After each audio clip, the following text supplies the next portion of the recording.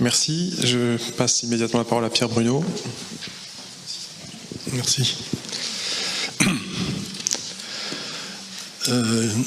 J'engage juste un bout de débat avec Alérini, puisque j'ai trouvé son exposé très précieux dans la mesure où il nous a donné à voir l'extrême variété de ce qu'on appelle les analystes. Juste un bout d'anecdote, quand nous avons fait avec entre 6 collègues ce que rappelait tout à l'heure Jacques Podleski, à savoir le manifeste pour la psychanalyse, nous avons donc rencontré l'éditeur Hazan, qui est un éditeur courageux, et l'un d'entre nous avait dit les psychanalystes, et alors il s'était tourné vers celui qui avait dit ça, l'air étonné, en lui disant « Mais vous pensez qu'il y a un ensemble des psychanalystes ?» Bon, alors aujourd'hui, j'ai intitulé mon intervention « Aucun commencement, jamais ». Par mon titre, comme vous allez le voir, je vais soutenir une thèse, et en même temps, j'ai voulu rendre hommage au livre de la romancière Christa Wolf, « Aucun lieu, nulle part ». J'ai simplement remplacé l'inexistence de l'espace par l'inexistence du temps, qui est une condition d'émancipation de l'inconscient. Et je voudrais aussi poser en exergue de ce que je vais dire une citation de Freud qui m'a été soufflée par Isabelle Morin et qui est tout à fait dans le sujet d'aujourd'hui. Il écrit ça en 1913, dans le début du traitement. Les préliminaires constituent déjà le début d'une analyse et doivent se conformer aux règles d'une analyse. En fait, c'est cette thèse-là que je vais soutenir. Jacques Podleski rappelait tout à l'heure qu'effectivement à Marseille, en mai 1989, il y avait eu un colloque de l'ECF intitulé « L'entrée en analyse, moment et enjeu ». Et j'étais intervenu dans cette manifestation sous le titre « Demande, point de suspension, commencement », avec l'objectif, qui est en partie le nôtre aujourd'hui, de déterminer s'il y avait un commencement de l'analyse, ou plus précisément, pour utiliser des termes encore plus clairs, s'il y avait, du point de vue de l'analysant, une entrée en analyse. Alors j'ai relu évidemment cette intervention. Je n'en retiens qu'une chose pour aujourd'hui, c'est le fait que, parlant de la jeune homosexuelle, Freud avait utilisé un terme qui ne figure dans aucun dictionnaire de psychanalyse et qui pourtant me paraît précieux, qui est le terme d'Ablehnung, qu'on peut traduire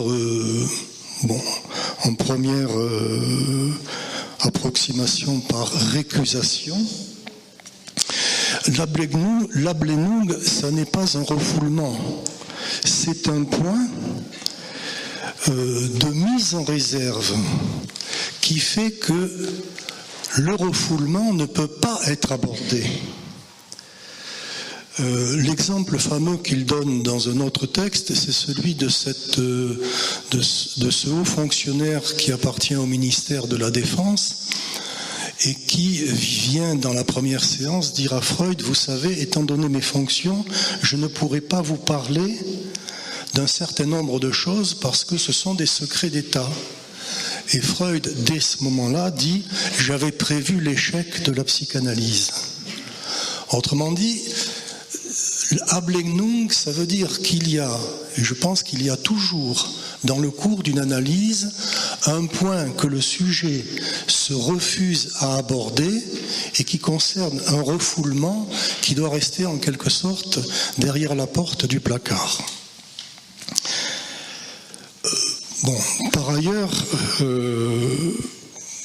mais ce sont des choses qui ont déjà été rappelées, donc je vais aller très vite.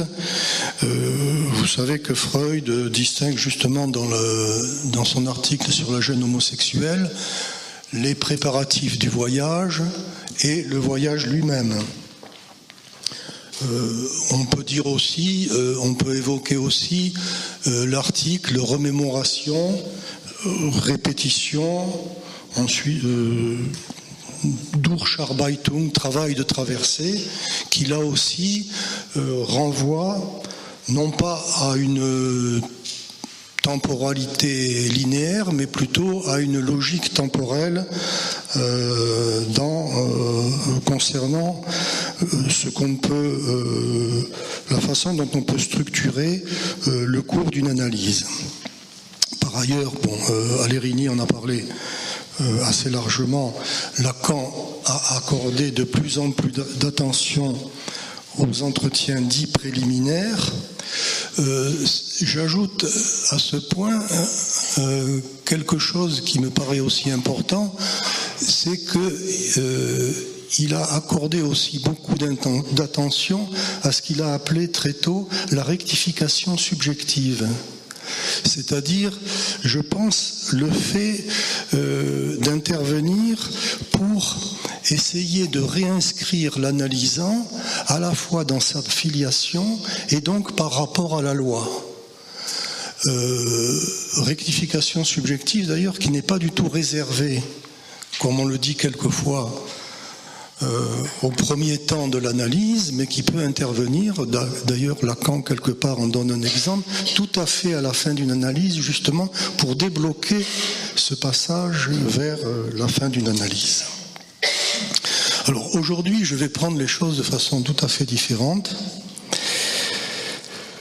et je vais développer ma thèse en 4 propositions. Alors, la première proposition, c'est que je ne vais pas me placer du point de vue de l'analysant, mais je vais me placer du point de vue de l'analyste.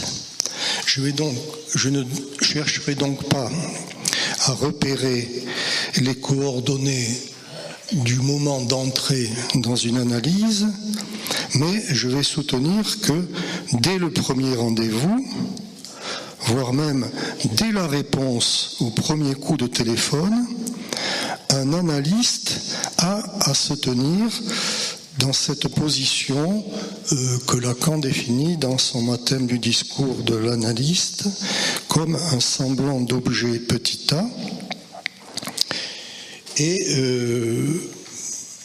de ce point de vue, celui qui fait la demande est situé d'emblée dans le discours de l'analyste en position de sujet, mais à la place de l'autre, du petit autre. Si il n'en est pas ainsi, c'est ce que je vais essayer de soutenir jusqu'au bout, on glissera d'emblée sur la pente qui sera difficile à redresser d'un remplacement de la psychanalyse qui pouvait avoir lieu par une psychothérapie. Aucun commencement veut donc dire que le commencement doit être déjà là avec la mise en place du discours de l'analyste d'emblée. Évidemment, par contre, rien ne garantit pour autant que par la suite, il y ait entrée en analyse, encore moins qu'il y ait fin. Et ceci pour une raison qui a été rappelée à l'instant, à savoir qu'il n'y a pas continuité entre demande et désir, ou plutôt que cette continuité a une limite. Lacan, dans son texte d'octobre 67 sur la passe, a énoncé cette limite ainsi, à savoir que la prise du désir du grand autre, celui dont j'ai été déterminé, va dévoiler le désêtre de ce grand autre. Je précise, ce dévoilement du désêtre de ce grand autre, qui signe la fin d'une analyse, n'est pas équivalent à l'inexistence de ce grand autre. J'en dirai un mot si la question est posée dans la discussion. Et dès lors, quand cette fin est acquise, la seule question qui doit trancher celui ou celle qui est entré dans le discours analytique et qui en sort de cette façon, c'est qu'est-ce que je veux maintenant ? Question pour laquelle aucune garantie n'existe. Deuxième proposition. À partir du discours de l'analyste, nous pouvons dire seulement que quelqu'un, je l'ai déjà indiqué, devient analysant en acceptant d'être situé en tant que sujet à la place de l'autre, du petit autre, dans le mathème en question. C'est d'ailleurs le seul lien social, je le fais remarquer, où le petit autre est traité comme sujet. C'est quelque chose qui, en dehors du lien analytique, est extrêmement rare, sinon quasiment inexistant. Alors, dans cette relation entre l'analyste comme petit a et le sujet barré à l'étage supérieur du discours de l'analyste, dans cette relation est marquée, selon Lacan, par le terme d'impossibilité. Autrement dit, il est impossible à l'analyste de savoir ce qu'il en est du petit autre qu'il a en face de lui en tant que sujet. Une de nos collègues faisait remarquer que l'axiome finalement de l'analyste, c'est qu'il ne sait absolument pas ce que pense l'analysant.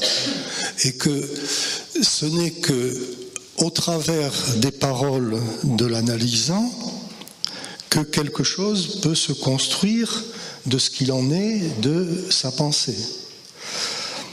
C'est d'ailleurs un problème qui sans qu'il le sache, sans qu'il fasse référence à Freud ni à Lacan, a fasciné la fin de la vie de Wittgenstein.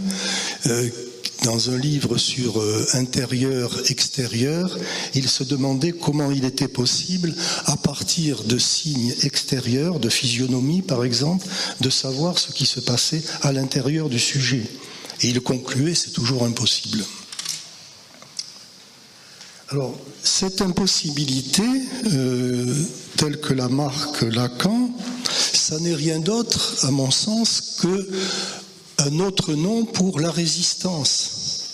C'est-à-dire que la résistance n'est pas quelque chose qui proviendrait de l'intention de l'analysant, ou même qui proviendrait, comme Lacan a pu le dire quelquefois, de l'analyste.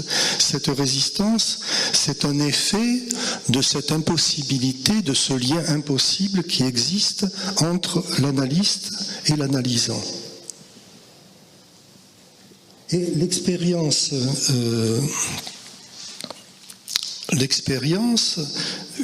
de la pratique analytique nous a appris qu'un sujet, quand il est mis en place d'autres, ne cesse d'en sortir.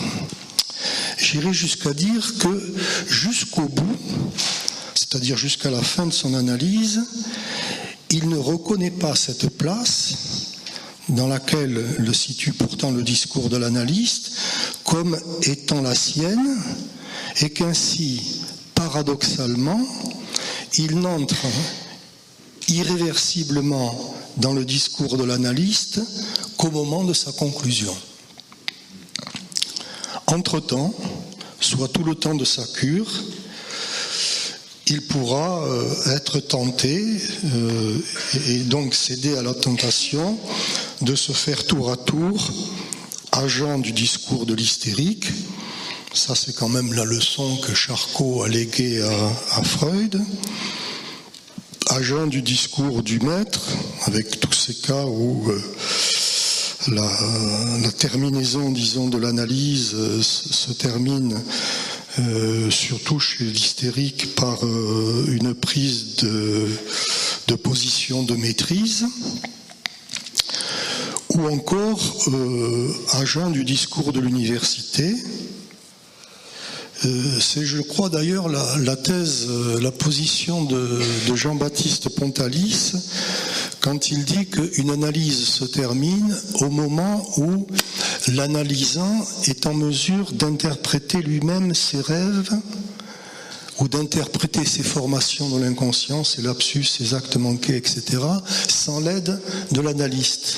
Ce qui me paraît être une position radicalement fausse parce que elle situe la fin de l'analyse comme une occupation de la place du savoir. Je voudrais cependant, toujours dans le cadre de cette deuxième remarque, aborder un point qui n'a pas souvent été relevé et qui pourtant est assez central chez Lacan, puisqu'il en parle de façon assez précise dans son texte, dans Radiophonie, c'est quand il dit que le discours de l'université s'éclaire de son progrès dans le discours de l'analyste. Alors, la question qui se pose à propos de cette phrase, c'est de savoir si, comme je le pense, Lacan entend par là que le discours qui précède le passage au discours de l'analyste est bien le discours de l'universitaire, c'est-à-dire le discours dans lequel l'agent est en position de savoir. Autrement dit, s'il en est bien ainsi dans ce processus de fin, à savoir le passage du discours de l'universitaire au discours de l'analyste, cela veut dire que cette fin, on pourrait l'écrire comme la substitution à la place de l'agent du savoir par l'objet petit a. Puisque s'il se trouvait que dans cette position de l'agent dans le discours de l'analyste occupe la place du savoir, ce qui est quelquefois malheureusement le cas, aucune analyse n'est possible. C'est de cette façon d'ailleurs que Lacan va commenter ce passage en disant que ce qui va faire que ce tournant va s'opérer du discours de l'universitaire au discours de l'analyste, c'est que dans le discours de l'universitaire, le sujet est situé dans une place qu'il appelle, et c'est la seule fois où il la nomme ainsi à ma connaissance, la place de la perte.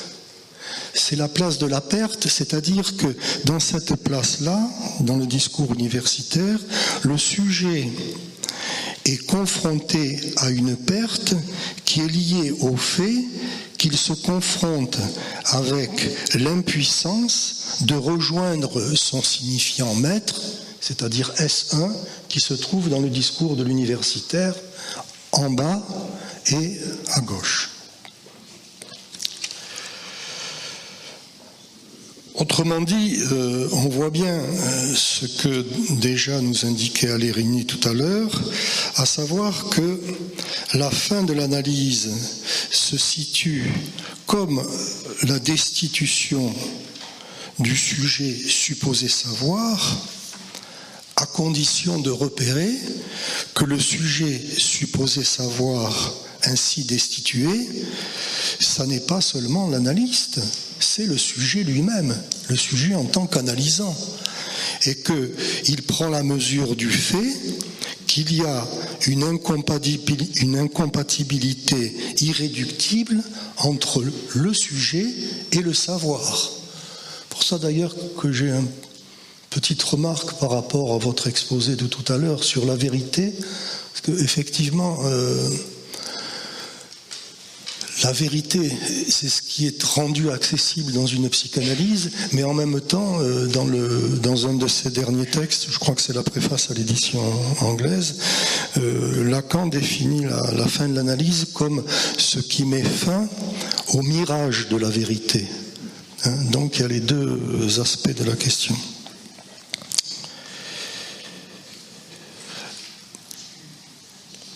Alors,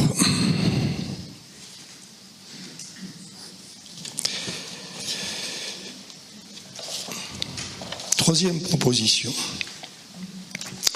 On entend souvent dire, mais ça a déjà été évoqué tout à l'heure par Jacques Podleski, qu'il y a de moins en moins de demandes débouchant sur une cure analytique et que ces nouvelles demandes sont le plus souvent des demandes, disons, soit de psychothérapie, soit même de management, de coaching. Et il existe même une certaine théorisation de cette observation selon laquelle un recul de la métaphore paternelle priverait les sujets de ces nouvelles demandes, entre guillemets, de ce qui pourrait border leur jouissance. J'ai même entendu, pas plus tard qu'hier, qu'une analyste d'outre-Atlantique pensait que la multiplication paraît-il, comme symptôme des vertiges était lié au déclin du père.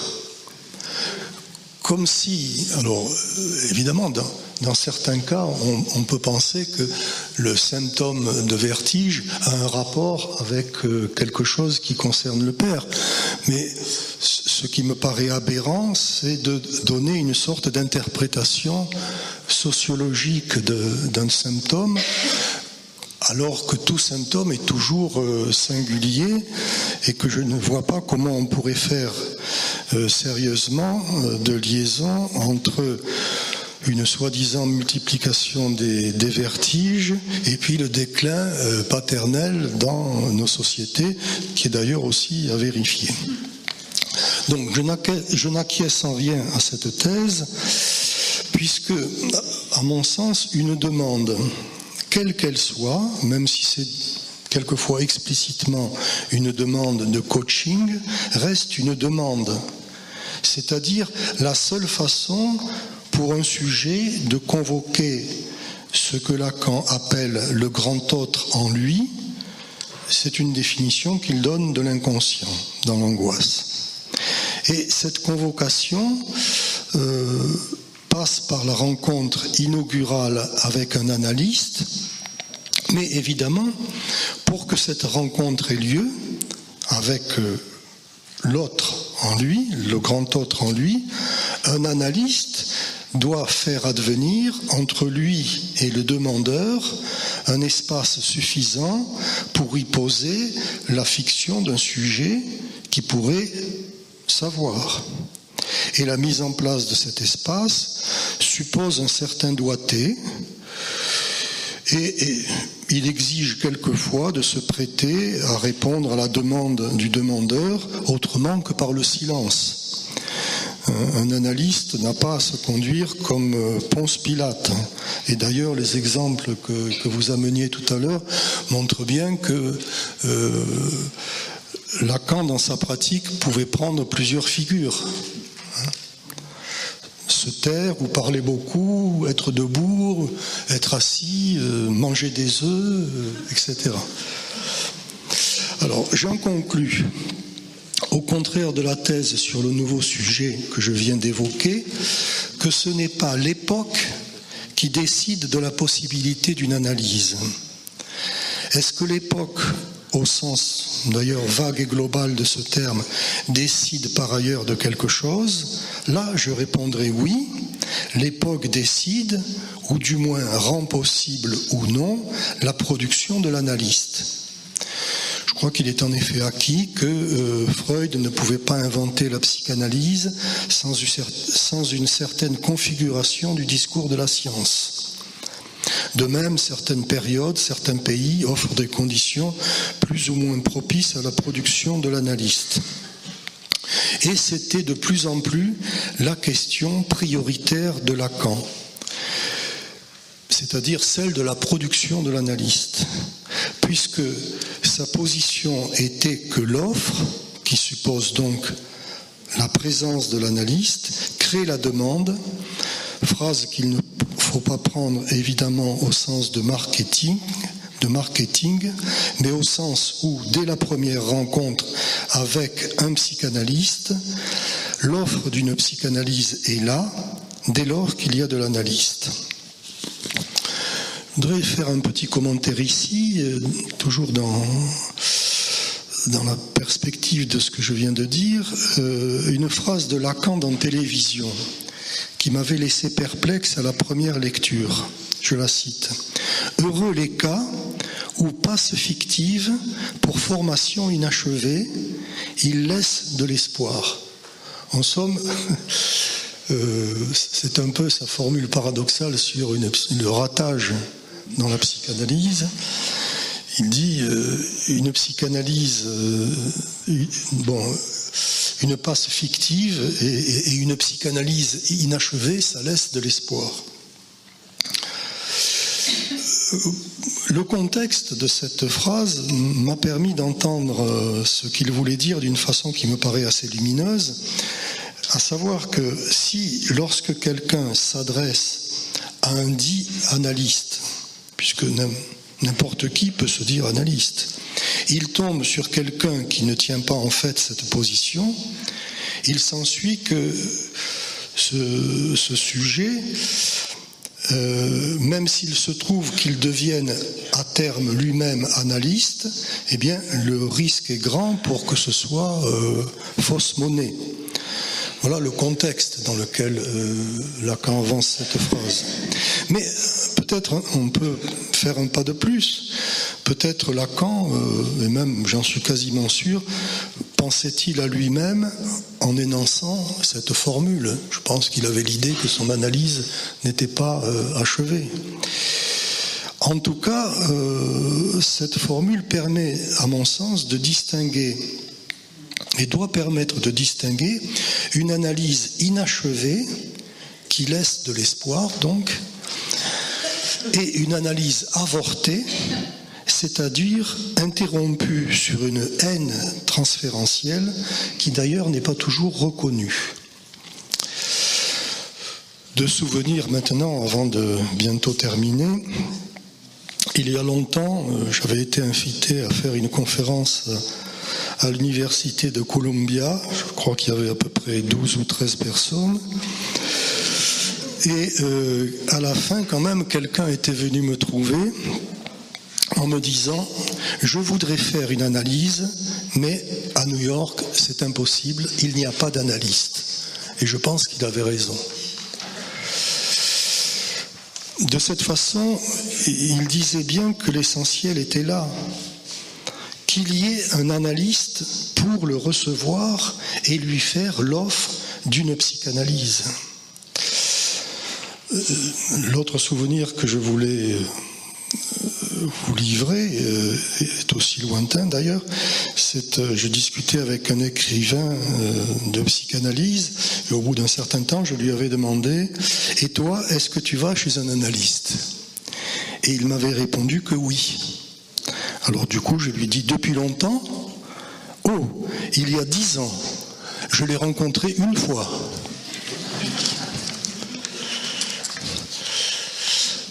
Quatrième et dernière proposition. Maintenant, et tout en confirmant ce que je viens d'avancer, je me trouve en partie contredit par ce qui s'est passé avec Freud. Celui-ci a fait avec Fliess ce parcours qui a abouti à ce qu'il devienne le premier analyste. Or, tout nous indique que Fliess n'avait rien de l'analyste. Alors, il faut envisager une autre façon de voir. Celle-ci ne contredit pas ce que j'ai dit, mais s'intéresse à un autre versant, à savoir le cas où Freud a fait une analyse parce qu'il a imposé à Fliess d'occuper la place de l'analyste. Il serait intéressant d'étudier les lettres à Fliess de ce point de vue. À tel moment, Freud se conduit en hystérique, à tel autre en maître, à tel autre en universitaire, et en même temps, à chaque fois, il construit l'invention de l'analyste. Ce cas, l'analysant inventant la place de l'analyste, n'est pas rare.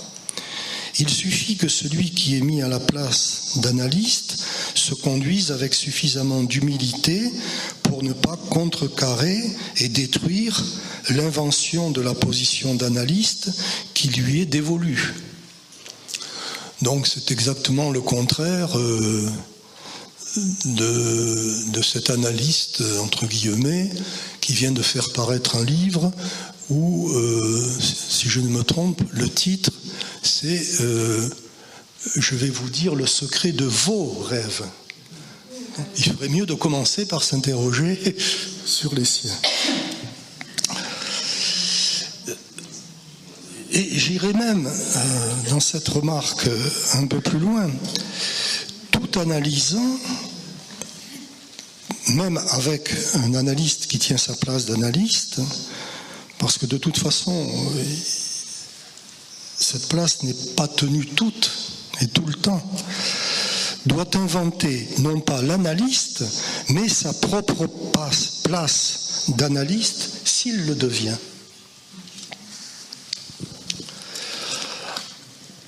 Ceux qui ont cette expérience-là savent bien comment se joue dans cette invention de la place de l'analyste, qui se surimprime finalement sur la place de l'analyste qu'on a, comment se joue finalement ce qu'on peut appeler le style de son propre position d'analyste. Avec cette diversité des styles qui fait le charme des analystes. Et en fait, ce que je mets ainsi en cause, c'est l'idée qu'on puisse être analyste. On ne peut en avoir que le désir. Peut-être, d'ailleurs ici, peut-on prendre la mesure du mot désir, qui n'est pas la répétition indéfinie d'une demande d'être reconnu comme analyste. Parce que là, c'est fichu. Si on considère que passer de la demande au désir, c'est être nommé à, il n'y a plus d'espoir possible. Le désir de l'analyste, c'est de prendre acte, justement, de l'impossibilité à l'être. Et pour Freud, je dirais que ce désir s'est présenté à lui en 3 temps. Peut-être plus, mais bon, ça mériterait d'aller y voir de plus près. Quand il a renoncé à l'hypnose, quand il a renoncé à faire de sa pratique une pratique thérapeutique, et peut-être et surtout, quand il a rompu avec celui qui était son disciple préféré, à savoir Jung. Cette dernière proposition vérifie, je pense d'ailleurs, ma thèse. Une psychanalyse n'est possible qu'à une condition, le discours de l'analyste doit être en place originairement, et qu'il soit en principe tenu par un analyste, ça vaut mieux puisque le Freud ne court pas les rues.